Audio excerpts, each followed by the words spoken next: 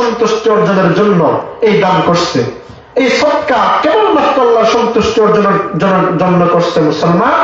আল্লাহ পাক ওই আবু দাহদাকে 600 গুণ করলে যত সওয়াব হয়, আল্লাহ পাক তার আমলনামায় তত সওয়াব দিয়েছেন এবং জান্নাতে তার জন্য সেই পরিমাণ খেজুর বাগানের মালিক বানিয়ে দিয়েছেন। সুবহানাল্লাহ।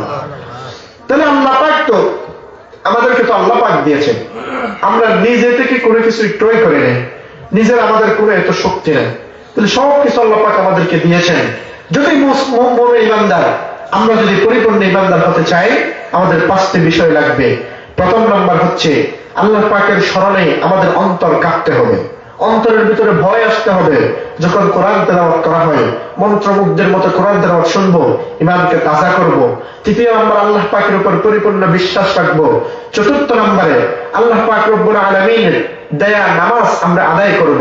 পঞ্চম নম্বরে, আল্লাহ পাক রব্বুল আলামিন যে রিজিক দিয়েছেন সেখান থেকে আমরা আল্লাহর রাস্তায় সদকা করতে রাজি আছি না নাই? আল্লাহ পাক আমাদের সবাইকে সেই তৌফিক দান করুন, সবাই বলি আমিন। রাসূল করিম সাল্লাল্লাহু আলাইহি ওয়াসাল্লামের মহব্বত ভালোবাসা অন্তরে লালন করে যদি আমরা জীবন যাপন করতে পারি, পরিপূর্ণ ইমানদার যদি আমরা হতে পারি, তাহলে আল্লাহ পাক আমাদেরকে দুনিয়া এবং আখিরাত উভয় জাহানে আমাদেরকে কামিয়াব করবেন ইনশাআল্লাহ। আমরা তো মুমিন যুবক, একজন যুবক চাইলে সে তার সমাজ পরিবর্তন করতে পারে। যুবকরা যদি উদ্যোগ নেই, আজকে থেকে এলাকায় কোনো খারাপ কাজ চলবে না, খারাপ কাজ চলতে দেয়া হবে না। মুমিনরা, যুবকরা যদি উদ্যোগ নেয়, এলাকার কারো বাপের কোনো ক্ষমতা নাই এই এলাকায় অশ্লীল গান বাজনা করবে, ক্ষমতা আছে নাই। ওই যুবকরা চাইলে একটা সমাজকে ইসলামের আলোয় রাসূলের আদর্শে আদর্শিত করতে পারে, আর যুবকরা চাইলে ওই এলাকাকে জাহান্নামীদের আড্ডাখানায় পরিণত করতে পারে। যুবকরা যদি চায় একটা এলাকা পরিবর্তন হবে, এরপরে তার ইউনিয়ন পরিবর্তন হবে, ইউনিয়নের সমস্ত যুবকরা বাড়া হইলে একটা উপজেলা পরিবর্তন হবে, একটা উপজেলার সমস্ত যুবকেরা বাড়া হইলে একটা জেলা পরিবর্তন হবে, একটা জেলার সমস্ত যুবকেরা বাড়া হইলে একটা বিভাগ পরিবর্তন হবে, একটা বিভাগের সমস্ত যুবকেরা যদি বাড়া হয় একটা গোটা দেশ পরিবর্তন হবে। একটা দেশে যদি, গোটা দেশে যদি ইসলামের আলো ছড়ে, গোটা দেশ যদি পরিবর্তন হয়, গোটা পৃথিবী আপনাদের সামনে পরিবর্তন হতে বাধ্য হবে ইনশাআল্লাহ। এজন্য মুসলমান যুবকদেরকে উদ্যোগ নিতে হবে। ওমর রাদিয়াল্লাহু তাআলা আনহু আমাদের মতো যুবক ছিলেন, উনি আমাদের মতো জীবন যাপন করতেন। উনি কেমন ছিলেন ইতিহাসবিদগণ বলেছেন, ওমর রাদিয়াল্লাহু তাআলা আনহু ইসলাম গ্রহণের সময় রাসূলের মূলত কল্লা নেওয়ার জন্য গিয়েছিল। কি জন্য গিয়েছিল? কল্লা নেওয়ার জন্য। আবু জাহেল ঘোষণা করছে, মুহাম্মদের কল্লা যে আনতে পারবে তারে 100টা উট দেওয়া হবে। এই উট পাওয়ার জন্য ওমর কল্লা নিতে গেছে, আল্লাহ পাক হেদায়েত দান করছে, মুসলমান হয়ে গিয়েছে। সুবহানাল্লাহ। তাহলে ওমর রাদিয়াল্লাহু তাআলা ইসলাম গ্রহণ করেছেন, অনেক বেশি খারাপ ছিল মানুষ, পরে এমন ভালো হয়েছে আল্লাহ পাক তাকে জান্নাতের টিকিট দিয়ে দিয়েছে। সুবহানাল্লাহ। আমরা মনে করতেছি আজকে মনে হয় গুনাহ বেশি করে ফেলছি, গুনাহ মনে হয় বেশি করে ফেলছি, আল্লাহ হয়তো ক্ষমা করবে না। কত গুনাহ করছেন আপনি? সাগরের পানি পরিমাণ গুনাহ করছেন, আটলান্টিক প্রশান্ত মহাসাগরের পরিমাণ গুনাহ করছেন। আটলান্টিক প্রশান্ত মহাসাগরের গভীরতা আপনি জানেন কতটুকু? পৃথিবীর সবচেয়ে বড় মহাসাগরের নাম হচ্ছে প্রশান্ত মহাসাগর। কি নাম? প্রশান্ত মহাসাগর। এই মহাসাগরের গভীরতার নাম হচ্ছে মারিয়ানা ট্রেঞ্চ। এটার সবচেয়ে গভীরতম জায়গা হচ্ছে প্রায় ৩৬,০০০ ফুট। কত? ৩৬,০০০ ফুট। আল্লাহ পাক কি পরিমাণ পৃথিবীতে পানি মজুদ করে রাখছে চিন্তা করেন। মাউন্ট এভারেস্ট যেটা আছে নেপাল আর ভারতের বর্ডারে, মাউন্ট এভারেস্ট বিশাল পাহাড়। এই পাহাড়ের উচ্চতা হচ্ছে ২৯,০০০ ফুট। কত? ২৯,০০০ ফুট। আপনি যদি এই ২৯,০০০ ফুট পাহাড়কে যদি আপনি কেটে মাউন্ট এভারেস্টকে কেটে প্রশান্ত মহাসাগরের সবচেয়ে গভীরতম স্থানে যদি আপনি রাখেন, তাহলে উপরে আরো পানি থেকে যাবে ৭,০০০ ফুট। সুবহানাল্লাহ। তো এত পরিমাণ পানি, আপনি কি সেই পরিমাণ গুনাহ করছেন? আল্লাহ পাক বলছে, ওয়া মান ইয়ামাল সুআন আও ইয়াযলিম নাফসাহু সুম্মা ইস্তাগফিরুল্লাহ ইয়াজিদুল্লাহ গফুরুর রহিমা। বান্দা গুনাহ করছো, নিজের নফসের প্রতি জুলুম করছো, আমার কাছে ফিরে আসো। আল্লাহ পাক বলছেন, ওমান ইয়ামাল সুআন, যে বান্দা গুনাহ করছে, আও ইয়াযলিম নাফসা, নিজের নফসের প্রতি জুলুম করছে, সুম্মা ইস্তাগফিরুল্লাহ, এরপর আল্লাহর কাছে তাওবা করছে, ইয়াজিদুল্লাহ গফুরুর রহিমা, আল্লাহ পাক বলছেন ওই বান্দা নিশ্চয়ই আমাকে ক্ষমাশীল এবং রহমতশীল হিসেবে পাবে। সুবহানাল্লাহ। তো আল্লাহ পাক যে ওয়াদা করছে এগুলোকে মিথ্যা নাকি? মিথ্যা। মুসলমান আমাদেরকে কি সুযোগ সুবিধা দিয়ে জান্নাত পাওয়ার জন্য বলছে। জিবরাইল আলাইহিস সালাম আসছে একদিন, হাসতে হাসতে আসছেন। আসার পরে রাসূল করিম সাল্লাল্লাহু আলাইহি ওয়াসাল্লাম সামনে এসে বসলেন। বসার পরে বলছে, রাসূল বলতেছে, জিবরাইল কি অবস্থা, আজকে এত খুশি কেন? আজকে এত খুশি কেন?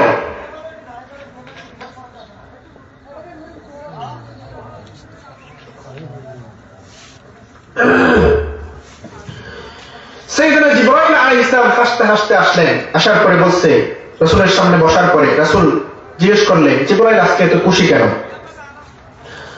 রাসূল করিম সাল্লাল্লাহু আলাইহি ওয়াসাল্লাম বলেন, ও জিবরিল, তোমাকে আজকে এত খুশি কেন দেখা যায়? ওই জিবরিল বলতেছে, আজকে সুসংবাদ নিয়ে আসছে। সুসংবাদ নিয়ে আসছে। কি নিয়ে আসছে? সুসংবাদ নিয়ে আসছে। রাসূল বলছে, কি সুসংবাদ নিয়ে আসছো, আমার কাছে একটু বলো। জিবরাইল আলাইহিস সালাম বলছেন, আল্লাহ পাক রব্বুল আলামিন ঘোষণা দিয়েছেন, আপনার উম্মতের মধ্যে থেকে 70,000 মানুষ বিনা হিসাবে জান্নাতে যাবে। সুবহানাল্লাহ। কত হাজার মানুষ?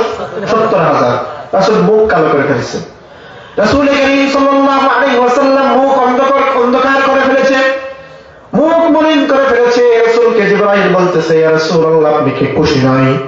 রাসূল বলছে, খুশি নয় এমন নয়, তবে যেখানে আমার সাহাবায়ে কেরামরা পর্যন্ত 1.5 লক্ষ, কত? 1.5 লক্ষ সাহাবায়ে কেরাম, সেখানে 75,000 বিনা হিসাবে জান্নাতে দিয়ে আমি কি করব? পাশে বসা ছিলেন সাইয়েদনা ওমর রাদিয়াল্লাহু তাআলা আনহু। আল্লাহর হাবিব সাল্লাল্লাহু আলাইহি ওয়াসাল্লাম ওমর রাদিয়াল্লাহু তাআলা আনহুকে বলতেছে, ওমর, 70,000 বিনা হিসাবে জান্নাতে যাবে, এই অফার কি গ্রহণ করব নাকি করব না? ওমর রাদিয়াল্লাহু তাআলা আনহু বলছে, যেখানে আমরাই 1.5 লক্ষ সাহাবায়ে কেরাম, সেখানে 70,000 খুব বেশি কম হয়ে যায়, নেওয়া যাবে না। রাসূল করিম সাল্লাল্লাহু আলাইহি ওয়াসাল্লাম বলেন, ও জিবরিল, আমার 1.5 লক্ষ সাহাবায়ে কেরাম, সেখানে তুমি 70,000 কে বিনা হিসাবে জান্নাতি হিসাবে ঘোষণা করছো, এই অফার আমি রাখতে পারবো না। রাসূল করিম সাল্লাল্লাহু আলাইহি ওয়াসাল্লামের এই কথা শোনার পরে জিবরাইল আলাইহিস সালাম আল্লাহর কাছে চলে গেলেন। আল্লাহ পাক রব্বুল আলামিন বলছে, জিবরাইল কি বলেছে? কি বলছে? সুসংবাদ নিয়ে আবার আসছে। আসার পরে জিবরাইল আলাইহিস সালাম রাসূলকে বলতেছেন, ও জিবরাইল আলাইহিস সালাম রাসূলকে বলতেছেন, রাসূলুল্লাহ সাল্লাল্লাহু আলাইহি ওয়াসাল্লাম, আপনি যে প্রস্তাব ফিরিয়ে দিয়েছিলেন, আল্লাহ পাক রব্বুল আলামিন বলছে, আপনার যে প্রস্তাব ফিরিয়ে দিয়েছিলেন এই প্রস্তাব থাকবে, আপনার কথাও রাখা হবে। কিন্তু আল্লাহ পাক বলছেন, আপনার কথাও রাখবে, আল্লাহ পাক যেটা বলছে সেটাও থাকবে, আপনাকেও রাজি খুশি রাখতে হবে, আল্লাহ পাক যেটা বলছে সেটাও থাকবে। সুবহানাল্লাহ। কি থাকবে? জিবরাইল আলাইহিস সালাম বলতেছে, ইয়া রাসূলুল্লাহ সাল্লাল্লাহু আলাইহি ওয়াসাল্লাম, আল্লাহ পাক রব্বুল আলামিন বলছে যে 70,000 ঈমানদার বিনা হিসাবে জান্নাতে যাবে। আল্লাহ পাক ঘোষণা দিয়ে দিয়েছেন, প্রত্যেক 70,000 মানুষের হাত ধরে, এক একজনের হাত ধরে 70,000 মানুষ বিনা হিসাবে জান্নাতে যাবে। সুবহানাল্লাহ। 70,000 মানুষ তো বিনা হিসাবে জান্নাতে যাবে, তাদের প্রত্যেকের হাত ধরে 70,000 করে মানুষ জান্নাতে যাবে। সুবহানাল্লাহ। তাও আবার বিনা হিসাবে। কি হিসাবে? বিনা হিসাবে। তাহলে কত হয়? 70,000 কে যদি আপনি 70,000 গুণ দিয়ে দেখেন, প্রায় 490 কোটি মানুষ বিনা হিসাবে রাসূলের উম্মতরা বিনা হিসাবে জান্নাতে প্রবেশ করবে। সুবহানাল্লাহ। তাহলে সেই বিনা হিসাবে জান্নাত পাওয়ার জন্য আমাদেরকে পরিপূর্ণ ঈমানদারের ভিতরে অন্তর্ভুক্ত হইতে হবে। আমাদের যদি হিসাব নেই, কোনো কিছু হিসাব আমরা দিতে পারবো। যার কাছে যত কম আছে সে তত হিসাব সহজে দিতে পারে। যেমন অনেক গরিব মানুষ, সে মনে করতেছে আমাকে আল্লাহ পাক গরিব বানাইছে, আমার প্রতি মনে হয় আল্লাহ পাক জুলুম করছে, নাউযুবিল্লাহ। যদি কারো কাছে 500 টাকা থাকে, যদি কারো কাছে 100 টাকা থাকে মাত্র, কত? সে যদি মরিচ্ছা বাজার থেকে ঘুরে আসে, সে যদি বলে এসে, হুজুর এই টাকাটা আমি এই টাকা খরচ করছি, 40 টাকা গাড়ি ভাড়া দিছি, 20 টাকার চা খাইছি, 20 টাকার পান খাইছি, খুব সহজেই সে 100 টাকার হিসাব দিয়ে দেবে। 500 টাকা যার আছে সে খরচ করার পরে একটু কঠিন হবে হিসাব দিতে। 1000 টাকা দিয়ে খরচ করছে তার আরো কঠিন হবে। তাই মুসলমান যার যত বেশি আছে কিয়ামতের ময়দানে হিসাব কঠিন তত বেশি। যার কম আছে সে খুব সহজেই হিসাব দিয়ে সহজেই জান্নাতের ভিতরে প্রবেশ করবে। সুবহানাল্লাহ। এজন্য মুসলমান ইমানদার ওমর রাদিয়াল্লাহু তাআলা আমাদের মতো যুবক ছিলেন, শাহাদাতের তামান্না লালন করতেন। গোটা অর্ধ পৃথিবী তিনি শাসন করেছেন।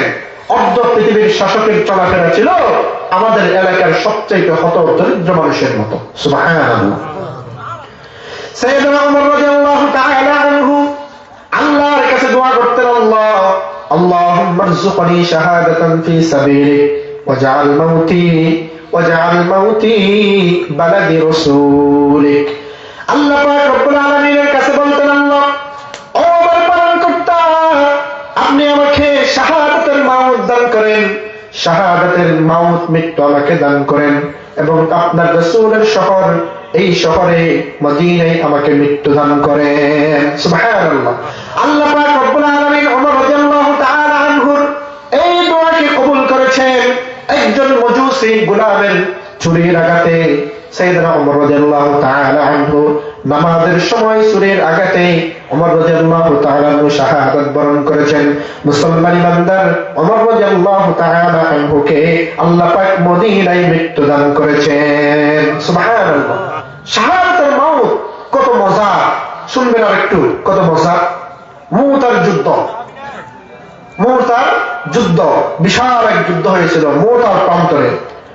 এই যুদ্ধের নাম মুতা হওয়ার কারণ হচ্ছে যেখানে যুদ্ধ সংগঠিত হয়েছিল ওই জায়গার নাম ছিল মুতা। মুতা প্রায় 8ম হিজরির দিকে রাসূল সাল্লাল্লাহু আলাইহি ওয়াসাল্লাম হিজরত করে মক্কা থেকে মদিনায় চলে আসছে। এই কাহিনীটা আমরা সবাই জানি না? 8ম বছরে এই যুদ্ধ সংগঠিত হয়েছিল। রাসূল সাল্লাল্লাহু আলাইহি ওয়াসাল্লাম হারিস ইবনে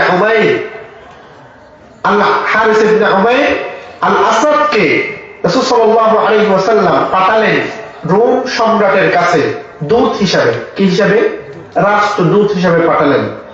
ওই রোম সম্রাট তাকে হত্যা করে ফেলছে। কি করে ফেলছে? হত্যা করে ফেলছে। তো দূতকে হত্যা করা এটা আন্তর্জাতিক অপরাধ। কি অপরাধ? আন্তর্জাতিক মানের অপরাধ। রাসূল কারীম সাল্লাল্লাহু আলাইহি ওয়াসাল্লাম বলছে তখনকার রোম ছিল সবচেয়ে সুপ্রিম পাওয়ার। সবচেয়ে কি? সুপ্রিম পাওয়ার। বর্তমান আমেরিকার মতো। ডোনাল্ড ট্রাম্প বলে আমার এত শক্তি যে আমি গোটা পৃথিবীকে 150 বার উড়িয়ে দেওয়ার ক্ষমতা রাখি। কতবার? 150 বার। তাহলে সে বলে আমাদেরকে ক্ষমতা দেখায়, কিন্তু সে জানে না মুমিন ইমানদার যারা যুবক আছে যুবকদের ইমানের পাওয়ার এত বেশি। তোমার কাছে যত পারমাণবিক অস্ত্র আছে সমস্ত অস্ত্রকে একত্রিত করলে একজন মুমিনের ইমানের পাওয়ারের সামনে কিছুই হবে না ইনশাআল্লাহ। এজন্য মুসলমান ইমানদাররা ইমানকে মজবুত করতে হবে। এই পৃথিবীতে যদি বিজয় অর্জন করতে হয়, মুমিনদেরকে যদি মাথা উঁচু করে বাঁচতে হয়, সর্বপ্রথম ইমানকে তাজা রাখতে হবে। আমাদের ভাই, সকলের প্রিয় ভাই হাদি ভাই, তার ইমান এত মজবুত ছিল সে দেশের জন্য নিজের জান কুরবান করেছেন, কিন্তু সে আল্লাহর কাছে মাথা নত করছে, দুনিয়ার কোন মানুষের কাছে মাথা নত করে নাই। তার ইমান শক্ত ছিল। মুসলমান মুতার প্রান্তরে যুদ্ধ হবে। কি কারণে? দূত হত্যা করছে। এই কারণে রাসূল ঘোষণা করছে এখনকার সবচেয়ে সুপ্রিম পাওয়ার রোম সম্রাটের সাথে আমি যুদ্ধ ঘোষণা করলাম। রাসূল বলছে এই যুদ্ধের ময়দানে রাসূল কারীম সাল্লাল্লাহু আলাইহি ওয়াসাল্লাম পরামর্শ করতেন যুদ্ধে যাওয়ার সময়। পরামর্শ ক্রমে 3 জন সেনাপতিকে নিযুক্ত করছে। কয়জন? 3 জন। প্রথম নাম্বার হচ্ছে যায়েদ ইবনে হারেসা রাদিয়াল্লাহু তাআলা আনহু, যাকে রাসূল সাল্লাল্লাহু আলাইহি ওয়াসাল্লাম নিজে লালন পালন করছে। দ্বিতীয় নাম্বার হচ্ছে আব্দুল্লাহ বিন রাওয়াহা রাদিয়াল্লাহু তাআলা আনহু। তৃতীয় নাম্বার হচ্ছে জাফর বিন আবি তালিব, রাসূল সাল্লাল্লাহু আলাইহি ওয়াসাল্লামের চাচাতো ভাই। 3 জনকে যুদ্ধের জন্য মনোনীত করছে। এই 3 জন সেনাপতি হিসাবে নিযুক্ত হয়েছে। তো যুদ্ধের জন্য মূলত সেনাপতি লাগে কয়জন? একজন। 3 জন কেন করলেন? তার মানে বোঝা গেল এরা 3 জন এই জিহাদের ময়দানে শহীদ হবে। সুবহানাল্লাহ। রাসূল কারীম সাল্লাল্লাহু আলাইহি ওয়াসাল্লাম বলেন ও আমার সাহাবীরা, চলে যাও, তোমাদের পরিবারের কাছে চলে যাও, তোমাদের স্ত্রীদের থেকে তোমরা ক্ষমা চেয়ে আসো। জিহাদের ময়দানে যাচ্ছ, হয়তো তোমরা সেখান থেকে আর ফিরে না আসতে পারো, তোমরা ছেলে সন্তান থেকে তোমরা বিদায় নিয়ে চলে আসো। এই কথা বলার পরে রাসূলের পালক পুত্র যায়েদ বিন হারিসা রাদিয়াল্লাহু তাআলা আনহু বলছেন, আমার তো যাওয়ার মতো কোনো জায়গা নাই, আমার আম্মাজান তো আমাকে যিনি লালন পালন করছেন তিনি আমার কথা শুনতেছেন, আর আপনি যে আমাকে লালন পালন করেছেন আপনি আমার কথা শুনতেছেন, আমার কোথাও ক্ষমা চাইতে যাওয়ার জায়গা নাই। আব্দুল্লাহ বিন রওয়াহা নতুন বিবাহ করেছেন, এখনো পর্যন্ত স্ত্রীর সাথে সাক্ষাৎ হয় নাই, স্ত্রীর সাথে দেখা হয় নাই, মেলামেশা হয় নাই। ওই আব্দুল্লাহ বিন রওয়াহাকে জিহাদের ময়দানের জন্য সেনাপতি নিযুক্ত করেছেন। রাসূল যেহেতু সেনাপতি হিসাবে নিযুক্ত করেছেন, সেখানে অবশ্যই যেতে হবে। আর সাহাবায়ে কেরামের ঈমান এমন ছিল, দুনিয়ার সমস্ত লোভ লালসা, দুনিয়ার সমস্ত কিছুকে তারা পিছনে ফেলে রাসূলের আদর্শ এবং কথাকে 100 আদায় করতেন কেবলমাত্র আল্লাহ পাকের সন্তুষ্টি অর্জনের জন্য। সুবহানাল্লাহ। আব্দুল্লাহ বিন রওয়াহা চলে গেলেন তার বিবির কাছে, ঘরের বাহির থেকে বলতেছে, ও বিবি, নতুন বিবাহ করেছি, এখনো পর্যন্ত তোমার কোনো হক আমি আদায় করতে পারি নাই। বিবাহ করলে হক আদায় করতে হয় না? বিবাহ করতে হক আদায় করতে হয় না? অনেকেই তো আমরা বিবিকে মারি না? মারা যাবে না? মারা যাবে? যাবে না।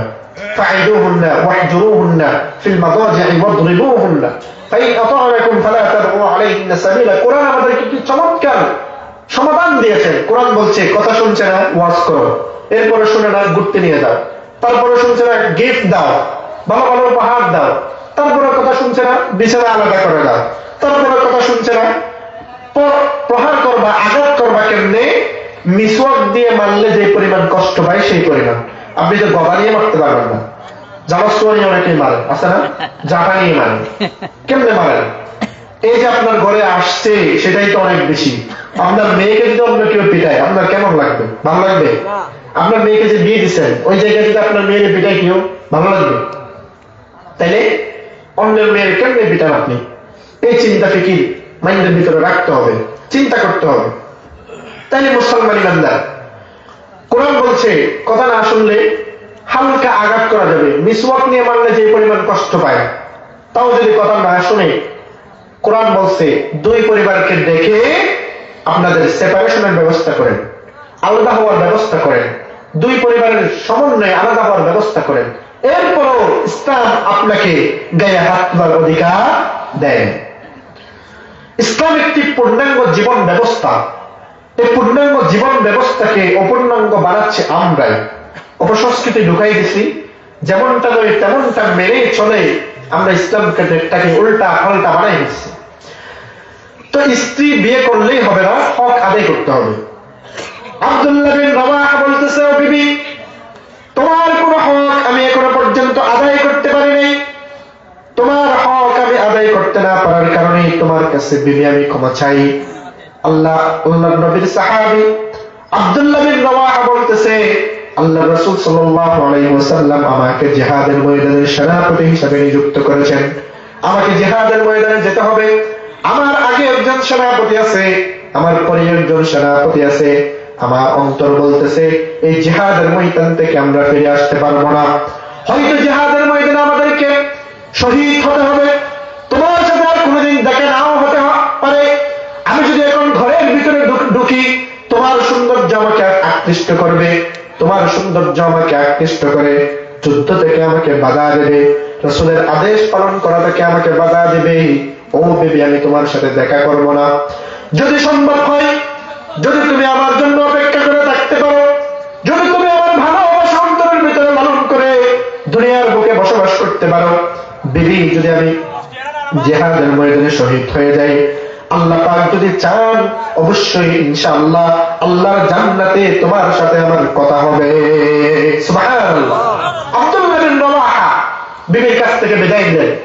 সাইয়েদনা জাফর বিন আবি তালিব রাদিয়াল্লাহু তাআলা আনহু তরবারি নিয়ে সবকিছু প্রস্তুতি গ্রহণ করে স্ত্রীর কাছে গিয়ে বলতেছে, স্ত্রী, তার দুইটা ছোট্ট ছোট্ট মাসুম বাচ্চা আছে, স্ত্রীকে গিয়ে বলতেছে, রাসূল আমাকে জিহাদের সেনাপতি নিযুক্ত করেছেন, আমাকে জিহাদের সেনাপতি নিযুক্ত করে বলেছেন, তোমরা তিনজন যদি শহীদ হয়ে যাও তাহলে তোমরা পরামর্শ করে একজন সেনাপতি নিযুক্ত করবা। বিবিকে বলতেছে, ও বিবি, হয়তো আমার মন বলতেছে আমি জিহাদের ময়দানে শহীদ হয়ে যাব, আমি হয়তো জিহাদের ময়দানে শহীদ হয়ে যাব, তোমার সাথে দেখা নাও হতে পারে। আমার দুইটা সন্তান তোমার কাছে রেখে গেলাম, ওই সন্তান দুইটাকে তুমি সুন্দরভাবে লালন পালন করবা, তাদেরকেও আমার মতো জিহাদের ময়দানে পাঠাই দিবা, এবং আল্লাহর জমিন আল্লাহর দ্বীন প্রতিষ্ঠা করার জন্য আমার ছেলেদেরকে দিন রক্ত কুরবান, জীবন কুরবান করার জন্য তুমি তাদেরকে সেভাবেই গঠন করবা। সুবহানাল্লাহ। জাফর বিন আবি তালিব স্ত্রীর কাছে দোয়া চাইলেন। যখন চলে আসতেছিলেন পিছন থেকে ছোট্ট ছোট্ট মাসুম বাচ্চারা আব্বা আব্বা বলে ডাক দিচ্ছে। জাফর বিন আবি তালিব পিছন থেকে ফিরে দেখেন, তাকাই নেয়। শয়তান বলতেছে, একবার পিছনে ফিরে তাকাও। জাফর বলতেছে, জিহাদের ময়দানে যতক্ষণ পর্যন্ত বাতিলের বিরুদ্ধে যুদ্ধ করতে না পারবো ততক্ষণ পর্যন্ত আমার সন্তানের দিকে আমি তাকাবো না। সুবহানাল্লাহ। সমস্ত কাজকর্ম শেষ করে বিদায় নিয়ে চলে গেছেন জিহাদের ময়দানে। মুতার প্রান্তরে মুসলিম সৈন্য বাহিনী কেবল মাত্র 3000। কত? 3000 সৈন্য বাহিনী। আর এদিকে রোমের সবচাইতে শক্তিধর পাওয়ারফুল সৈন্য বাহিনী, সিরাতের কিতাব, ইতিহাসের কিতাবের ভিতরে আছে প্রায় 2 লক্ষ সৈন্য তারা প্রস্তুত করে রেখেছেন। কত? 2 লক্ষ। মুমিনরা কত? 3000। অনেকেই বলেছেন, অনেক সিরাতের কিতাবে ইতিহাসবিদগণ বলেছেন 2 লক্ষ নয়, রোম সম্রাটের সৈন্যরা হচ্ছেন 3 লক্ষ। কত? 3 লক্ষ। আমরা প্রসিদ্ধ যেটা সেটাকে গ্রহণ করছি। ধরেন 2 লক্ষ সৈন্য বাহিনী সেখানে উপস্থিত, আর মুসলমানরা কত? 3000 মাত্র। চিন্তা করেন, 3000 যুদ্ধ করবে 2 লক্ষ সৈন্যের বিরুদ্ধে। এখানে যদি আল্লাহর রহমত, নিয়ামত, ইমানের পাওয়ার না থাকে কখনো সম্ভব না। জিহাদের ময়দানে চলে গেলেন। সর্বপ্রথম কালিমার ঝান্ডাকে সমুন্নত করে রাখলেন। রাসূল সাল্লাল্লাহু আলাইহি ওয়াসাল্লামের পালক পুত্র যায়েদ বিন হারেসা রাদিয়াল্লাহু তাআলা আনহু এই জিহাদের পতাকাকে সমুন্নত করে ধরে রাখলেন। এরপরে জিহাদ করতেছে, যে আসতেছে তাকে মারতেছে, কাফেরদেরকে জাহান্নামে পাঠিয়ে দিচ্ছে। এক সময় যায়েদ বিন হারেসা রাদিয়াল্লাহু তাআলা আনহু শহীদ হয়ে গেলেন। দ্বিতীয় নম্বরে কালিমার ঝান্ডাকে সমুন্নত করে রাখলেন, জিহাদের পতাকাকে ধরলেন। আব্দুল্লাহ বিন রাওয়াহা রাদিয়াল্লাহু তাআলা আনহু রাসূল করিম সাল্লাল্লাহু আলাইহি ওয়াসাল্লাম মদিনায় বসে বসে অবশিষ্ট সাহাবায়ে কেরামদেরকে বলতেছে, ওহীর মাধ্যমে বলতেছে, এখন যায়েদ বিন হারেসা শহীদ হয়ে গিয়েছেন, সুবহানাল্লাহ, সবাই তার জন্য দোয়া করো। দ্বিতীয় নম্বরে আব্দুল্লাহ বিন রাওয়াহা রাদিয়াল্লাহু তাআলা আনহু জিহাদের এই কালিমার ঝান্ডাকে নিলেন। এরপরে কিছুক্ষণ পরেই কাফেররা ওই আব্দুল্লাহ বিন রাওয়াহাকে শহীদ করে ফেললেন। সর্বশেষ জাফর বিন আবি তালিব এই কালিমার ঝান্ডাকে সমুন্নত করে রেখেছেন। জাফর বিন আবি তালিব ডান হাতে কালিমা নিয়েছেন, কালিমার পতাকা নিয়েছেন। কাফেররা চারিদিকে তাকে ঘিরে ফেলেছে। সে জিহাদ করতেছে মুসলমান ইমানদার, যে সামনে আসতেছে তাকে মারতেছে। মুসলমানরা কেবলমাত্র তলোয়ার আর ঢাল নিয়ে যুদ্ধ করেন না, মুসলমানরা সাথে ইমানের পাওয়ার নিয়ে যুদ্ধ করেন। সুবহানাল্লাহ। তাদের কিসের ভয়? জিতলে গাজী, মরলে শহীদ। জিতলে গাজী, মরলে শহীদ। জাফর বিন আবি তালিবকে চারিদিক থেকে ঘিরে ফেলেছে। ঘিরে ফেলার পরে কাফেররা দেখতে পেল জাফরের ডান হাতে কালিমার ঝান্ডা। ওই কাফেররা জাফরের ডান হাত কেটে ফেলেছে। বাম হাতে যখন নিয়েছে বাম হাত কেটে ফেলেছে। ডান পায়ের সাথে যখন মরিয়ে নিয়েছে ডান পা কেটে ফেলেছে।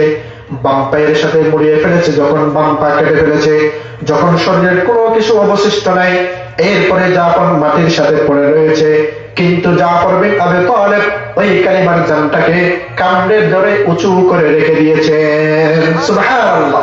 সব কিছু কেটে ফেলেছে, শুধুমাত্র মাথাটা বাকি আছে। এই মাথার গালে কামড়ে ধরে এই কালিমার ঝান্ডাকে সমুন্নত করে রেখেছেন। 3000 সাহাবায়ে কেরাম যুদ্ধ করতেছে 2 লক্ষ কাফেরদের বিরুদ্ধে। মুসলমান ইমানদার কথাগুলো ভালো করে বুঝেন। জাফর বিন আবি তালিব যখন ওই কালিমার ঝান্ডাকে সমুন্নত করে রেখেছেন, কামড়ে ধরে যখন উঁচু করে রেখে দিয়েছেন, জাফর বিন আবি তালিবকে কাফেররা গলা কেটে তাকে জবাই করে ফেলেছেন। সুবহানাল্লাহ। কি পরিমাণ অত্যাচার করে এই দুনিয়ার থেকে তাকে শহীদ করা হয়েছে। এরপরে এই কালেমার ঝান্ডা আর কেউ হাতে নেয় নাই, উঁচু হয়ে দাঁড়িয়ে আছে। এরপরে মুসলমানরা পরামর্শ করে সেনাপতি নিযুক্ত করেছেন খালিদ বিন ওয়ালিদ রাদিয়াল্লাহু তাআলা আনহু, যিনি এই মুতার আগেও উহুদ যুদ্ধের আগেও কাফের ছিল। উহুদ যুদ্ধের আগেও সে ইসলাম গ্রহণ করে নাই। উহুদ যুদ্ধের সময় অনেক মুসলমান ভাইকে সে শহীদ করেছে। এই খালিদ বিন ওয়ালিদ রাদিয়াল্লাহু তাআলা আনহুকে আল্লাহ পাক ইসলামের জন্য কবুল করেছেন। ইতিহাসের ভিতরে আছে, সিরাতের কিতাবের ভিতরে আছে, এই মুতার প্রান্তরে খালিদ বিন ওয়ালিদ যুদ্ধ করতে করতে প্রায় 9টি তলোয়ার তিনি ভেঙেছেন। সুবহানাল্লাহ, কি পরিমাণ সাহসী ছিলেন! রাসূল কারীম সাল্লাল্লাহু আলাইহি ওয়াসাল্লাম তাকে সাইফুল্লাহ উপাধি দিয়েছিলেন, আল্লাহর তলোয়ার। সুবহানাল্লাহ, আল্লাহর তলোয়ার হিসেবে উপাধি দিয়েছিলেন। মুসলমান ইমানদার যখন জিহাদ শেষ হয়ে গেল, জিহাদ শেষ হওয়ার পরে যখন কাফেররা পরাজিত হয়ে চলে গেল, অনেকগুলো কাফের সেখানে হত্যা করা হয়েছে। মুসলমানদের পক্ষ থেকে কেবলমাত্র 12 জন শহীদ হয়েছেন। কজন? 12 জন শহীদ হয়েছেন। 2 লক্ষ কাফেরদের বিরুদ্ধে যুদ্ধ করে কেবলমাত্র 12 জন মুসলমান শহীদ হয়েছেন। মুসলমান ইমানদার জিহাদ শেষ হওয়ার পরে রোমের শক্তিধর সৈন্যরা পরাজিত বরণ করে সেখান থেকে পালিয়ে গিয়েছে। জিহাদ শেষ হওয়ার পরে দেখা যায় এক প্রান্তরে কালিমার ঝান্ডা উঁচু হয়ে আছে, এক প্রান্তরে কালিমার ঝান্ডাটা উঁচু হয়ে দাঁড়িয়ে আছে।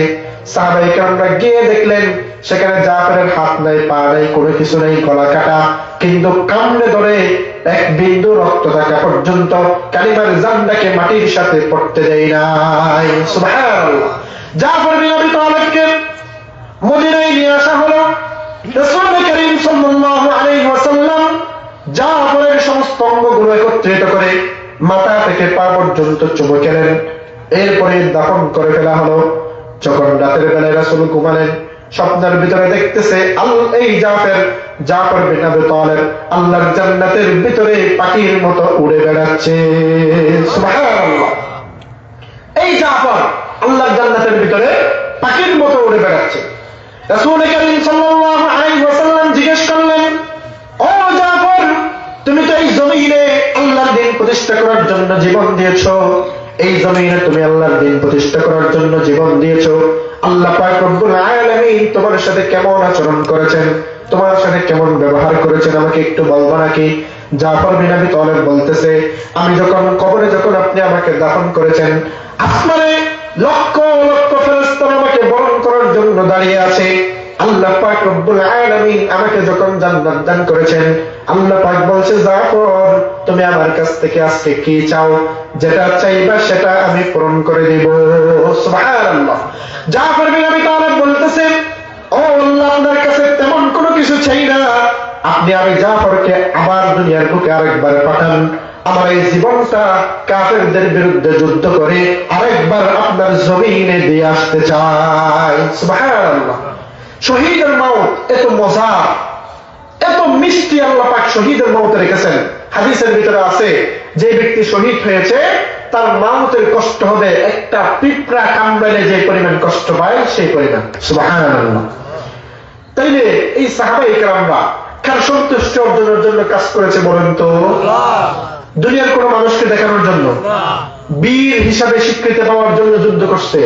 খালিদ বিন ওয়ালিদ বলতো, আমি তো কোনো কাফেরকে শক্তিশালী মনে করি না, সে আমার কাছে তুচ্ছ, আর জিহাদের ময়দানে যে মানুষ মৃত্যুবরণ করে সেটা আমি বিশ্বাসই করি না। সুবহানাল্লাহ। তার ইমানের পাওয়ার কত বেশি ছিল, সে বলছে আমার কেউ মারতে পারবে না আল্লাহ ছাড়া। সুবহানাল্লাহ। সে কিন্তু কোন জিহাদের ময়দানে জিহাদ করেছে, বীরত্বের পরিচয় দিয়েছে, হাজার হাজার কাফেরকে হত্যা করে জাহান্নামে পাঠিয়েছে। এই খালিদ বিন ওয়ালিদের একটা নখ পর্যন্ত কেউ কাটতে পারে না। সুবহানাল্লাহ। বীরত্বের সাথে জিহাদ করে এই খালিদ বিন ওয়ালিদ রাদিয়াল্লাহু তাআলা আনহু রাসূল সাল্লাল্লাহু আলাইহি ওয়াসাল্লামের ভালোবাসা দেখিয়েছেন। রাসূল সাল্লাল্লাহু আলাইহি ওয়াসাল্লামকে ভালোবেসেছেন, বীরত্বের সাথে জিহাদ করে আল্লাহ পাকের সন্তুষ্টি অর্জন করেছেন। সুবহানাল্লাহ। মারহাবা মারহাবা প্রাণের নবী, মারহাবা মারহাবা মারহাবা জানের নবী, মারহাবা মারহাবা মারহাবা প্রাণের নবী, মারহাবা মারহাবা মারহাবা প্রাণের নবী, মারহাবা। সিজদাই পড়িয়া নবী কান্দে জারি যার, আমার উম্মত গুনাহগার কেমনে হবে পার, আমার উম্মত গুনাহগার কেমনে হবে পার। দুজাহানের কান্ডারি নবী মুস্তাফা, দুজাহানের কান্ডারি নবী মুস্তাফা, মারহাবা মারহাবা প্রাণের নবী মারহাবা। সবাই বলে মারহাবা মারহাবা জানের নবী মারহাবা, মারহাবা মারহাবা প্রাণের নবী মারহাবা। 12ই সূর্যের তাপ পড়িবে হাসরের দিনে, আপনি বিনে আমাদেরকে ছায়া দেবেন কে রাসূল, আপনি বিনে আমাদেরকে ছায়া দেবেন কে। শাফাআতের কান্ডারি নবী মুস্তাফা, শাফাআতের কান্ডারি নবী মুস্তাফা, মারহাবা মারহাবা প্রাণের নবী মারহাবা, মারহাবা মারহাবা জানের নবী মারহাবা, মারহাবা মারহাবা প্রাণের নবী মারহাবা। রাসূলের ভালোবাসা অন্তরে আছে না নাই? যেই যুবক রাসূলকে ভালোবাসে এই যুবক কিয়ামতের ময়দানে রাসূলের শাফাআত পাবে ইনশাআল্লাহ। রাসূলকে কেমন ভালোবাসা লাগবে? আল্লাহ হাবিব সাল্লাল্লাহু আলাইহি ওয়াসাল্লাম বলছেন, লা ইউমিনু আহাদুকুম হাত্তা আকুনা আহাব্বা ইলাইহি মিন ওয়ালিদিহি ওয়া ওয়ালাদিহি ওয়ান নাসি আজমাইন। আল্লাহ হাবিব সাল্লাল্লাহু আলাইহি ওয়াসাল্লাম বলছে, বান্দা দুনিয়াতে আপনার পিতামাতা, আত্মীয়-স্বজন, পাড়া প্রতিবেশী, বন্ধু বান্ধব, ছেলে সন্তান, ধন দৌলত সবকিছু চাইতে যতক্ষণ পর্যন্ত তুমি আমি নবী রাসূলকে মুহাম্মদুর রাসূলুল্লাহকে ভালোবাসতে পারবা না, ততক্ষণ তুমি পরিপূর্ণ ঈমানদার হতে পারবা না। সুবহানাল্লাহ। তাইলে দুনিয়ার সব কিছু চাইতে সবচাইতে বেশি মুহাব্বত করতে হবে কাকে? রাসূলকে। রাসূল সাল্লাল্লাহু আলাইহি ওয়াসাল্লাম বলছেন, মান আতাআনি দাখালাল জান্নাহ ওয়া মান আসানি ফাকাদ আবা। যে আমাকে অনুসরণ করবে, আমার কথা মতো জীবন যাপন করবে, সে জান্নাতে যাবে। যে আমার কথা মতো অনুসরণ করবে না, আমার কথা শুনবে না, সে যাবে কোথায়? জাহান্নাম। কুল ইন কুনতুম তুহিব্বুনাল্লাহ ফাত্তাবিউনি ইউহিব্বুকুমুল্লাহ ওয়া ইয়াগফির লাকুম যুনুবাকুম। হে ঈমানদারগণ, আমার উম্মতেরা, আল্লাহ পাক রব্বুল আলামিন বলছেন, হে ঈমানদারগণ, কুল ইন কুনতুম তুহিব্বুনাল্লাহ, তোমরা কি আমি আল্লাহর ভালোবাসা পেতে চাও? কুল ইন কুনতুম তুহিব্বুনাল্লাহ, তোমরা কি আমি আল্লাহকে ভালোবাসতে চাও? ফাত্তাবিউনি, রাসূল সাল্লাল্লাহু আলাইহি ওয়াসাল্লাম বলছেন যে আল্লাহ পাক রব্বুল আলামিনের ভালোবাসা পেতে চাইলে তোমরা আমার অনুসরণ করো। সুবহানাল্লাহ। কার অনুসরণ করতে হবে? রাসূল কারীম সাল্লাল্লাহু আলাইহি ওয়াসাল্লামের অনুসরণ করতে হবে।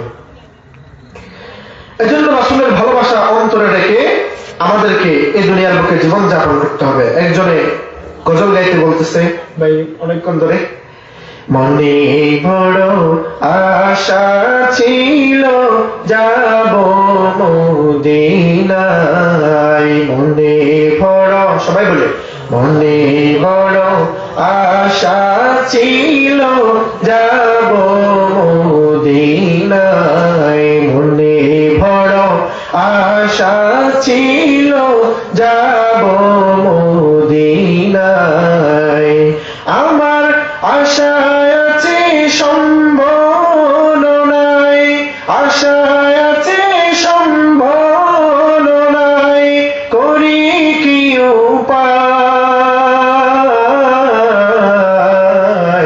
মনে বড় আশা ছিল যাব মদিনায়, মনে বড় আশা ছিল যাব মদিনায়,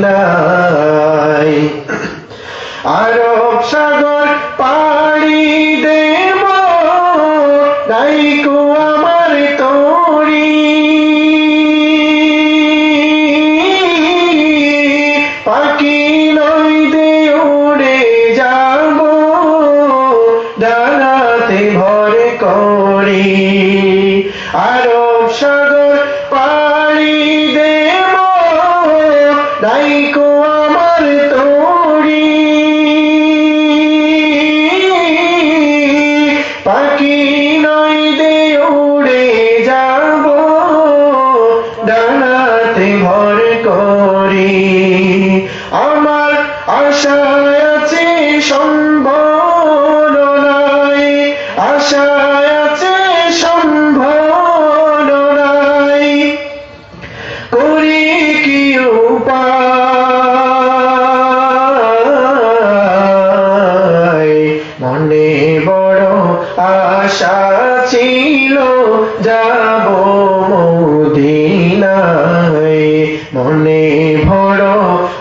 আশা ছিল যাব মদিনায়। আল্লাহ পাক আমাদের সবাইকে মদিনায় অন্তত মৃত্যুর আগে একবার হলে যাওয়ার তৌফিক দান করুন, সবাই বলি আমিন। মুসলমান ইমানদার, যুবক ভাইয়েরা, বিশেষ করে যুবকদেরকে বলবো, দুইজন যুবক একসাথে আছি, ইসলামের কথা বলবো, কিভাবে এই সমাজকে পরিবর্তন করা যায় সেটা নিয়ে চিন্তা করব, ফিকির করব। আপনার এই যৌবনকালে যদি আপনি ইবাদত করতে পারেন, আল্লাহ পাক আপনাকে কি পুরস্কার দিবে জানেন আপনি? আল্লাহ রাসূল সাল্লাল্লাহু আলাইহি ওয়াসাল্লাম বলছে, কিয়ামতের ময়দানে সূর্য অনেক কাছে হবে। আমরা জানি না সূর্য কত কাছে হবে, সূর্য অনেক বেশি কাছে হবে। আমরা অনেকেই বলতেছে যে সূর্য আমরা লাফ দিয়ে ধরতে পারবো, এত কাছে চলে আসবে, আর নিচে থাকবে কি তামার বিছানা। তো সূর্যের গরম তীব্রতায় তামা এমন ভাবে গরম হবে, আমরা নিজের ঘামের ভিতরে নিজেরা সাঁতরাবো। এমন মুহূর্তের সময় মুসলমান আমাদেরকে বাঁচাইতে পারেন একজন মাত্র মালিক আছেন, জুড়ে বলেন তিনি কে? আল্লাহ। আল্লাহর হাবিব সাল্লাল্লাহু আলাইহি ওয়াসাল্লাম বলছেন, সাবআতুন ইয়াযিল্লুহুমুল্লাহু তাআলা ফি যিল্লিহি ইয়াওমা লা যিল্লা ইল্লা যিল্লুহু, ইমামুন আদিলুন। দ্বিতীয় নম্বরে বলছে, ওয়াশাবুন নাশা ফি ইবাদাতিল্লাহ, যৌবনকালে যারা আল্লাহর ইবাদত করবে, আল্লাহর রাস্তায় যে যৌবন কালটা কাটাই দিবে, যৌবন কালের ইবাদত আল্লাহর কাছে এত বেশি প্রিয়, কিয়ামতের ময়দানে কোনো ছায়া থাকবে না এই সূর্য থেকে বাঁচার জন্য। শুধুমাত্র একটা ছায়া থাকবে, সেটা হচ্ছে আল্লাহ পাকের আরশ আজিমের নিচে ছায়া। আল্লাহ পাক বলছে, যে যুবক যৌবনকালে ইবাদত করবে, সমস্ত মানুষের ভেতর থেকে বাছাই করে ওই যুবককে আল্লাহ পাক আরশের নিচে ছায়া দান করবেন। সুবহানাল্লাহ। তা আরশের নিচে ছায়া কি জন্য ভাই? কি জন্য? কি জন্য জানেন? যে কিয়ামতের ময়দানে হিসাব নিকাশ শুরু হওয়ার 50,000 বছর আমাদেরকে দাঁড়াই থাকতে হবে। এই 50,000 বছর আমরা চিন্তা করব, ফিকির করব, ইয়া নাফসি ইয়া নাফসি ইয়া নাফসি, হাইরে কি করলাম কি করলাম।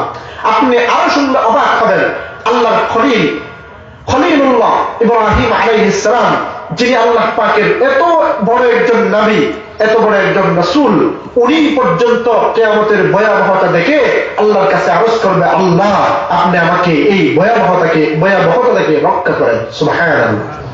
তাই আমরা সেখানে কি সাধারণ মানুষ, আমাদের কি কোনো রক্ষা কবচ থাকবে? থাকবে না। এজন্য যুবক ভাইয়েরা, এই যৌবন কালটা শেষ হয়ে যাবে, থাকবে না। আজকে 17 তারিখ, জানুয়ারি মাসের 17 তারিখ 2026 সাল, আগামীকালকে সেই দিন আসবে। 17 তারিখ জানুয়ারি মাস আসলেও কিন্তু সেটা 26 সালে আসবে না, সেটা আসবে 27 সালে, সেটা আসবে 28 সালে। আজকে যে 11:44, আজকের তারিখে যে 11:44, সেটা কালকে 11:44 হবে, কিন্তু সেটা আজকের তারিখে থাকবে না, সেটা 18 তারিখে চলে যাবে, 19 তারিখে চলে যাবে। এভাবে হায়াত চলে যাবে ভাইয়েরা, হায়াত তেমন থাকবে না, কিন্তু আমরা ইবাদত করার জন্য সুযোগ হারাই ফেলবো। এই যৌবনকালের ইবাদত রাসূল করিম সাল্লাল্লাহু আলাইহি ওয়াসাল্লাম বলছেন, যদি কোনো বান্দা যৌবনকালে কেবলমাত্র একবার আল্লাহকে ডাকে, আল্লাহ পাক ওই বান্দার জন্য 10 বার সাড়া দেন। সুবহানাল্লাহ। কোন মানুষ যদি একবার রাসূলের উপর দুরূদ পড়ে, আল্লাহ পাক রব্বুল আলামিন নিজে ওই মানুষটার উপর 10 বার দুরূদ পাঠ করেন। সুবহানাল্লাহ। তাহলে এত আমল থাকা সত্ত্বেও আমরা কেন নিব না ভাই? এত অফার, প্রভিসিং থেকে যদি অফার আসে আমরা নেই না, এয়ারটেল থেকে, গ্রামীণ থেকে, দুনিয়ার সমস্ত অফার সুযোগ সুবিধা আমরা গ্রহণ করি। আল্লাহ পাক বলছে, আমি যে অফার দিছি সেটা গ্রহণ করো, কিয়ামতের ময়দানে সুযোগ সুবিধা ভোগ করতে পারবা ইনশাআল্লাহ। এজন্য দুইজন যুবক আছেন, আপনারা মেহনত করবেন, কথা বলবেন কি নিয়া? গান বাজনা নিয়া, অশ্লীল কাজ নিয়া, দিন নিয়া। কি নিয়া? দিন নিয়া। আমার এলাকার মানুষকে কিভাবে সোজা করা যায়, আমার এলাকায় কিভাবে গান বাদ্য বাজনা বন্ধ করা যায়। মেয়ে বিয়ে দিলে তো 1 সপ্তাহ 2 সপ্তাহ আগে থেকে এনে পাশের মানুষের কাউকে ঘুমাইতে দেয় না, আছে না? আপনাদের এদিকে নাই, কিন্তু আমাদের ওদিকে আছে, এখানেও আছে। আল্লাহ পাক সবাইকে হেদায়েত দান করুন, সবাই বলি আমিন। তাইলে মুসলমান ইমানদার, আমাদেরকে ভালো হইতে হবে, আমরা ভালো হওয়ার জন্য আসছি। যুবক যদি ভালো হয়ে যায়, আমি বলছি গোটা দেশ ভালো হয়ে যাবে। আর একটু বলবো নাকি? ওয়াজ ভালো লাগতেছে নাকি? শেষ করে দিব? বলবো? মাশাআল্লাহ। তাহলে আমি আপনাদেরকে আরেকটা ঘটনা শোনাই, এরপরে শেষ করে দেবে ইনশাআল্লাহ। একজন মুসলিম বন্ধু আর একজন খ্রিস্টান বন্ধু, দুজন যুবক, দুজন কি যুবক। এই মুসলিম বন্ধু ব্যবসা করত, বিভিন্ন দেশে তার সফর হইত। তো তার যত বন্ধু ছিল খ্রিস্টান, সবাইকে সে দাওয়াত দিয়ে মুসলমান বানাই ফেলছে, সুবহানাল্লাহ। কিন্তু একটা মাত্র বন্ধু ছিল অবশিষ্ট, যাকে এখনো পর্যন্ত দাওয়াত দেওয়ার সুযোগ হয় নাই। তার কাছে দাওয়াত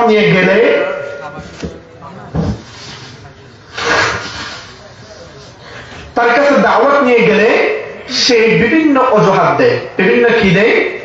অজুহাত দেয়। কি দেয়? বিভিন্ন অজুহাত দিয়ে তাকে সরাই দেওয়ার চেষ্টা করে। কিন্তু মুসলমান বন্ধু বলতেছে কৌশলে তাকে হাতে আনতে হবে। কি করতে হবে? মুসলমান বন্ধু চিন্তা করলো এমনি এমনি দাওয়াত দিলে হবে না, কৌশলগত ভাবে তাকে ইসলামের দাওয়াত দিয়ে ইসলামের আলোয় আলোকিত করতে হবে। যুবক চিন্তা করলো। এই চিন্তা করার কারণে খ্রিস্টান বন্ধুকে একদিন একটি রেস্টুরেন্টের ভিতরে নিয়ে গেল। সেখানে 2টা কফি নিল। কফি নেওয়ার পরে খ্রিস্টান বন্ধুকে বলতেছে, ও বন্ধু, তোমার কাছে আজকে একটি বিশাল আবদার করব। কি করব? আজকে তোমার কাছে একটি আবদার করব, তোমার কাছে একটি তাগাত করব। খ্রিস্টান বন্ধু বলতেছে, কি তাগাত করবা? আমার কাছে কি আবদার করবা? তখন মুসলিম বন্ধু বলতেছে, তোমাকে যদি একটি বিশাল মাঠ দেওয়া হয়, দাওয়াতের পরিকল্পনা বের করতেছে। সর্বশেষ তাকে দাওয়াত দেওয়ার জন্য এই পরিকল্পনাগুলো বের করতেছে, ইসলামের বাড়ি পৌঁছে দেওয়ার জন্য। ওই খ্রিস্টান বন্ধুকে বলতেছে, বন্ধু, তোমাকে যদি একটি বিশাল মাঠ দেওয়া হয়, যেই মাঠের ভিতরে 20 লক্ষ খ্রিস্টান একসাথে বসতে পারবে, একসাথে দাঁড়াইতে পারবে, তাহলে তুমি 20 লক্ষ খ্রিস্টানকে সার্কেল করে গোল গোল করে দাঁড় করাইতে তোমার কতদিন সময় লাগবে? কি বলছে? 20 লক্ষ খ্রিস্টানকে তোমার সার্কেল গোল গোল করে দাঁড়ানোতে, দাঁড় করাইতে বললে তোমার কয়দিন লাগবে? সে বলবে, I need 1 week, must be, আমার 1 সপ্তাহ লাগবে। কত? 1 সপ্তাহ। এদেরকে আগে ট্রেনিং করতে হবে। ট্রেনিং করার পরে আমি তাদেরকে 1 সপ্তাহে 20 লক্ষ খ্রিস্টানকে আমি দাঁড় করাইতে পারবো। তখন মুসলিম বন্ধু বলতেছে, তারা কেউ একই দেশের হবে না, সবাই একই দেশের হবে না। 20 লক্ষ খ্রিস্টান, কেউ বাংলাদেশের, কেউ মায়ানমারের, কেউ আমেরিকার, কেউ ইন্ডিয়ার, পাকিস্তানের, আফগানিস্তানের, নেপালের, শ্রীলঙ্কার, ভুটানের, এভাবে ইউরোপ আমেরিকার বিভিন্ন জায়গা থেকে, পৃথিবীর বিভিন্ন প্রান্ত থেকে আসবে 20 লক্ষ খ্রিস্টান। তাহলে তোমার কতদিন সময় লাগবে যদি তারা ভিন্ন দেশের হয়? তখন খ্রিস্টান বন্ধু বলতেছে, আমার তো তাহলে 2 সপ্তাহ সময় লাগবে। কই সপ্তাহ? 2 সপ্তাহ সময় লাগবে। মুসলিম বন্ধু বলতেছে, আপনার মনে রাখতে হবে, তারা শুধুমাত্র ভিন্ন দেশের হবে না, তাদের ভাষাও হবে আলাদা। তারা কেউ কথা বলবে বাংলা ভাষায়, কেউ কথা বলবে আরবি ভাষায়, কেউ কথা বলবে ইংরেজি ভাষায়, কেউ কথা বলবে চাইনিজ ভাষায়, কেউ কথা বলবে হিন্দি ভাষায়। হরেক রকম ভাষায় তারা কথা বলবে, কেউ একই ভাষার হবে না। তাহলে তোমার কতদিন সময় লাগবে? খ্রিস্টান বন্ধু বলতেছে, তাহলে আমার 3 সপ্তাহ সময় লাগবে।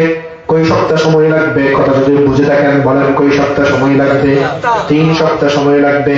তখন মুসলিম বন্ধু বলতেছে, বন্ধু, তোমার এটাও মনে রাখতে হবে, তারা কেউ একই বয়সের হবে না। কেউ হবে 10 বছরের, কেউ হবে 20 বছরের, কেউ হবে 30 বছরের, কেউ হবে 40 বছর, 50 বছরের, আবার কেউ হবে পুরুষ, আবার কেউ হবে নারী। সবাই পুরুষ হবে, সবাই নারী হবে এমন নয়। তখন খ্রিস্টান বন্ধু বলতেছে, তাহলে আমি জীবনেও তাদেরকে এভাবে দান করাইতে পারবো না, জীবনে আমার সম্ভব না। কেমনে পারবো? দেশ ভিন্ন, ভাষা ভিন্ন, কালচার ভিন্ন, তারপরে তাদের এইজ, বয়স ভিন্ন। এত ভিন্নতার ভিতরে একজনকে, যারা ছোট বাচ্চা আছে, তাদের যদি আপনি বলেন বসতে বলেন, সে যাবে দাঁড়িয়ে, দাঁড়াইতে বললে বসে যাবে। এভাবে তাদেরকে সার্কেল করে দাঁড় করানো আমার পক্ষে সম্ভব নয়। মুসলিম বন্ধু ডাক দিয়ে বলতেছে, বন্ধু, তাহলে শুনো, আমি তোমার কাছে চ্যালেঞ্জ করলাম, তুমি যদি আমাকে 20 লক্ষ মুসলমানকে এনে দাও, তাহলে আমি তোমার একসাথে চ্যালেঞ্জ করলাম, 10 মিনিটের ভিতরে আমি তাদেরকে গোল গোল করে দাঁড়িয়ে দিব। সুবহানাল্লাহ। কত মিনিট? 10 মিনিট। খ্রিস্টান বন্ধু বলছে ইম্পসিবল, এটা কখনো সম্ভব না। দেশ ভিন্ন, ভাষা ভিন্ন, কালচার ভিন্ন, বয়স ভিন্ন, নারী পুরুষ, এভাবে একসাথে তুমি 10 মিনিটে 20 লক্ষ মুসলিমকে দাঁড় করে দিবা? How is this possible man? এটা কিভাবে সম্ভব? তখন বলছে তুমি যদি এই আমার চ্যালেঞ্জ দেখতে চাও তাহলে আমার সাথে সফর করতে হবে সৌদি আরব। কোথায়? সৌদি আরব আমার সাথে সফর করতে হবে। কৌশলে মুসলিম বন্ধু খ্রিস্টান বন্ধুকে দাওয়াত দিচ্ছে। চিন্তা করেন, যখন হজের মৌসুম চলে আসলো, হজের মৌসুমের সময় ওই খ্রিস্টান বন্ধুকে মুসলমান বন্ধু নিয়ে গেলেন ওই মক্কা শরীফের ভিতরে। মক্কা শরীফের ভিতরে কিন্তু খ্রিস্টানদেরকে ঢুকতে দেয় না। মুসলমান পরিচয় দিয়ে মুসলমান বন্ধু তাকে সেখানে ভিতরে ঢুকিয়ে দিলেন। জমজম টাওয়ার একটি আছে, বিশাল ক্লক টাওয়ার, চেনেন? দেখেন না, বিশাল গড়িওয়ালা একটা টাওয়ার আছে, বিল্ডিং 120 তলা। সেখানে 80 তলায় তার একটা রুম ভাড়া করলো। ভাড়া করার পরে মিনা থেকে জবাই শেষ করে যখন ফরজ তাওয়াফ করার জন্য মুমিনরা মক্কায় আসে, এমন সময় বন্ধুকে ওই রুমের ভিতরে নিয়ে গেল। নিয়ে যাওয়ার পরে 80 তলা উপর থেকে তারা মক্কা শরীফের অবস্থা দেখতেছে। এমন সময় যখন মাগরিবের আযান দিছে, এমন সময় খ্রিস্টান বন্ধু মুসলিম বন্ধুকে বলতেছে, তোমার ম্যাজিক কই? তোমার ম্যাজিক কই? সে বলছে, এটা ম্যাজিক মনে করছে, তুমি যে আমাকে ম্যাজিক দেখাবা, সেই কই তোমার ম্যাজিক? তখন মুসলিম বন্ধু বলতেছে, আমরা একটু জানালার কাছে যাই, জানালার কাছে গিয়ে দাঁড়াই। যখন তারা জানালার কাছে গিয়ে দাঁড়ালো, মক্কা শরীফের আযান দেই, আল্লাহু আকবার, আল্লাহু আকবার, আল্লাহু আকবার, আল্লাহু আকবার। শুনলো, চমৎকার কণ্ঠে আযান দিল। আযান দেওয়ার সাথে সাথে সমস্ত মানুষগুলো কাতার বাই কাতার দাঁড় হয়ে গেল। সবাই একই কাতার, একটা চাদর আর একটা লুঙ্গি, উভয়টা সাদা, মাথায় কোনো চুল টুল কোনো কিছুই নেই। চুল মুন্ডিয়ে 20 লক্ষ হাজি সাহেব কাতার কাতার বন্দী হয়ে গেল। 7-8 মিনিট পরে যখন ইকামত হয়ে গেল, ইকামতের পরে যখন ইমাম সাহেব ডাক দিলেন, কাবা শরীফের সবচেয়ে বড় ইমাম, ওনার নাম হচ্ছে কারি সুদাইস, ছিলেন আব্দুর রহমান সুদাইস। উনি যখন ডাক দিলেন, ইসতাকিমু ওয়া'তাদিলু ইয়ারহামুকুমুল্লাহ, সাওয়ু সুফুফাকুম ফাইন্না তাসওয়াতিস সুফুফি মিন তামামিস সালাহ। কাতার সোজা করুন, নামাজের জন্য কাতার সোজা করুন। যখন এই কথা বলল, 20 লক্ষ হাজি, বিভিন্ন দেশ থেকে আসা, বিভিন্ন কালচারের, বিভিন্ন ভাষাবিদ, বিভিন্ন প্রকৃতির নারী পুরুষ একসাথে 20 লক্ষ হাজিরা 10 মিনিটের ভিতরে কাতার বন্দী হয়ে গিয়েছেন। জোরে বলেন সুবহানাল্লাহ। খ্রিস্টান বন্ধু বলতেছে, এমন দৃশ্যটা আমি জীবনে দেখি নাই। ও মুসলমান বন্ধু, এমন দৃশ্যটা আমি জীবনে চোখে দেখি নাই। এই কেমন ধর্ম, এটা কোন ধর্ম, আমার একটু বোঝাও। মুসলমান বন্ধু বলতেছে, এই ম্যাজিক দেখানোর জন্য, এই ধর্মের দাওয়াত দেওয়ার জন্য কৌশল করে আমি তোমাকে এখানে আসছি। এটা দুনিয়ার কোন সাধারণ ধর্ম নয়, এটার নাম হচ্ছে ইসলাম। সুবহানাল্লাহ। খ্রিস্টান বন্ধু বলতেছে, আমি আমার বাইবেল নিয়ে খুব বেশি ঝামেলায় আছি। একটা এদিকে তো আর একটা ওদিকে, একটা আছে তো আর একটা নাই। এই চমৎকার ধর্ম থাকা সত্ত্বেও আমি কিভাবে খ্রিস্টান ধর্মে অবলম্বন হতে পারি? ও খ্রিস্টান বন্ধু, আমি কি তোমার ধর্মের ভিতরে অন্তর্ভুক্ত হতে পারি না? মুসলিম বন্ধু ডাক দিয়ে বলতেছে, কেন পারবে না? ও বন্ধু, উযু করে এসো, গোসল করে পবিত্রতা অর্জন করো, এরপরে তোমার ডান হাতটা আমার হাতের সাথে লাগিয়ে দাও, আমার হাতের সাথে লাগিয়ে দিয়ে পড়ে নাও, লা ইলাহা ইল্লাল্লাহু মুহাম্মাদুর রাসূলুল্লাহ সাল্লাল্লাহু আলাইহি ওয়াসাল্লাম। মুসলমান বান্দা যুবক চিন্তা করছে কিভাবে বন্ধুকে মুসলমান বানানো যায়। কৌশল অবলম্বন করে তাকে ইসলামের সৌন্দর্য বুঝিয়ে ইসলাম সম্পর্কে অবগত করে ওই খ্রিস্টান বন্ধুকে শেষ পর্যন্ত মুসলমান বানিয়ে ফেলেছেন। সুবহানাল্লাহ। এজন্য যুবকদেরকে উদ্যোগী হতে হবে। যুবকরা যদি উদ্যোগ নেই, ইনশাআল্লাহ সমাজ পরিবর্তন হবে। আজকে থেকে আপনারা উদ্যোগ নেন। আগে যা করছি আজকে থেকে নামাজ নাকি পড়বো না? নামাজ পড়বো না নাকি ছাড়বো না? নামাজ ছাড়বো না ইনশাআল্লাহ। যা হয়েছে হয়েছে। আজকে থেকে ফজরের নামাজ থেকে এখন থেকে বিবিকে, বউ ফুলাফাইন থাকলে তাদেরকে বলবো, বিবিকে গিয়ে বলবো, স্ত্রীকে গিয়ে বলবো, স্ত্রী এতদিন আমিও পড়লে নামাজ তুমিও পড়ে নাই অবহেলার কারণে, আজকে থেকে মনে রাখবা তুমিও পড়বা আমিও পড়বো, ফজরের সময় আমারও ডেকে দিবা, তুমিও নামাজ পড়বা। ইনশাআল্লাহ রাজি আছেন তো? ইনশাআল্লাহ। আল্লাহ পাক আমাদের সবাইকে নামাজি হিসাবে, ইমানদার হিসাবে আমাদের সবাইকে রাসূল সাল্লাল্লাহু আলাইহি ওয়াসাল্লামের সুন্নাহ আদর্শ অনুযায়ী এই দুনিয়ার বুকে জীবন যাপন করার তৌফিক দান করুন। সবাই বলি আমিন। ওয়া আখিরু দাওয়ানা আলহামদুলিল্লাহি রাব্বিল আলামিন। আমরা সবাই দুরূদ শরীফ পড়ি। আল্লাহুম্মা সাল্লি আলা মুহাম্মাদ।